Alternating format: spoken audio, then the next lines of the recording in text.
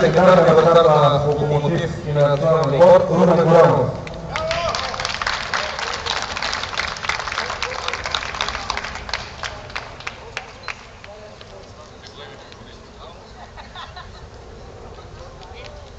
На трето място е Локомотив София, на второ е достойният финалист Славия. Отборът на Славия ще бъде награден от легендата на Локомотив София Спиро Дебърс.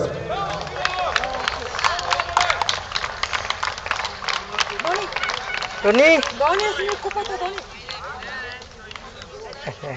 Ориентира. Аплодисменти за Славия. Достоен победител в 25-то юбилейно издание на турнира Никола Котков е отборът на ЦСК! Дони! Купата ще връчи председателя на фундация Никола Котков господин Здравко Данков. Трябва.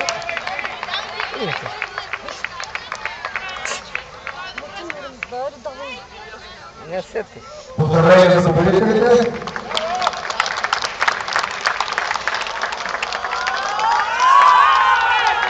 Дони! Не може да го вика. Давам думата на господин Данков да закрие официално турнира. Уважаеми състезатели, треньори, съдии и гледатели, Дони! за 24-то издание на турнира